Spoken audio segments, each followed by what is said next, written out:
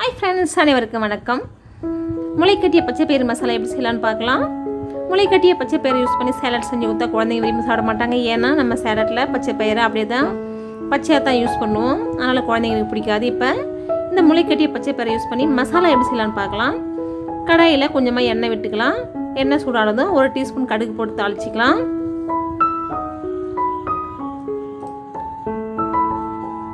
கடுகு பொரிஞ்சு வந்ததும் 2 வெங்காயத்தை நல்லா பொடியாக கட் பண்ணி சேர்த்துக்கலாம். வெங்காயம் நல்லா வதங்கட்டும். அதனோட கருவேப்பிலை கொஞ்சம் சேர்த்துக்கலாம். இப்போ உப்பு கொஞ்சம் சேர்த்துக்கலாம். நல்லா வதங்கினோடனே 2 தக்காளியை கட் பண்ணி சேர்த்துக்கலாம். தக்காளி நல்லா வதங்கட்டும். வதங்கினதும் 1 கப் கேரட்டை நல்லா பொடியாக துருவி சேர்த்துக்கலாம்.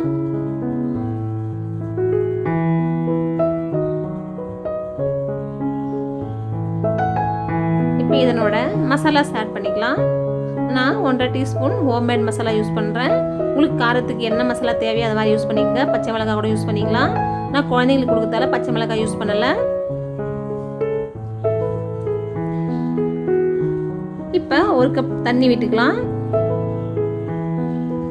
இப்போ இதனோட முளைக்கட்டிய பச்சை பயிரை 2 கப் சேர்த்துக்க போகிறேன். நான்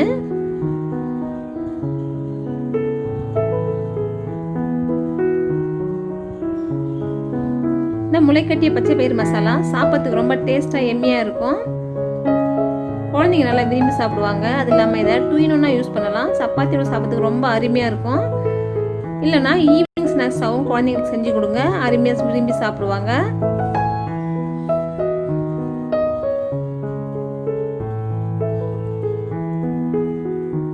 இப்போ உப்பு கரெக்டாக பார்த்துட்டு உப்பு கொஞ்சம் சேர்த்துக்கலாம். உப்பு கொஞ்சம் கம்மியாக இருந்தது, நான் உப்பு சேர்த்துக்கினேன். 1/2 கப் தண்ணி விட்டுக்கலாம் மறுபடியும். இப்போ மூடி போட்டு வேக வச்சுக்கலாம். சீக்கிரமாக வெந்துடும்.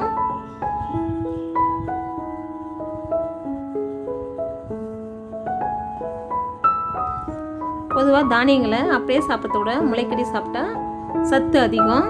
பாருங்கள் எப்படி உதிரி உதிரியாக வெந்து வந்திருக்குன்னு. உதிரி உதிரியாக இருந்தால் குழந்தைங்க நல்லா விரும்பி சாப்பிடுவாங்க. நீங்கள் ஈவினிங் ஸ்நாக்ஸை செஞ்சு கொடுங்க. அருமையாக விரும்பி சாப்பிடுவாங்க. அது இல்லாமல் சப்பாத்தியோடையும் ரொம்ப டேஸ்ட்டாக இருக்கும். இப்போ நான் துருவிய தேங்காய் 1 கப் சேர்த்துக்கினேன். தேங்காய் சேர்த்த 30 செகண்டில் கேஸ் ஆஃப் பண்ணிவிடுங்க. இதை நல்லா ஒன்றோட ஒன்று கலந்து விட்டுட்டு பரிமாறிடலாம். குழந்தைங்க நல்லா விரும்பி சாப்பிடுவாங்க. இந்த வீடியோ பிடிச்சிருந்தா ஷேர் பண்ணுங்கள், லைக் பண்ணுங்கள், கமெண்ட் பண்ணுங்கள். மறக்காமல் நம்ம சேனலை புதுசாக பார்க்குறவங்க சப்ஸ்கிரைப் பண்ணுங்கள். பெல் பட்டனை கிளிக் பண்ணுங்கள். தேங்க்ஸ் ஃபார் வாட்சிங்.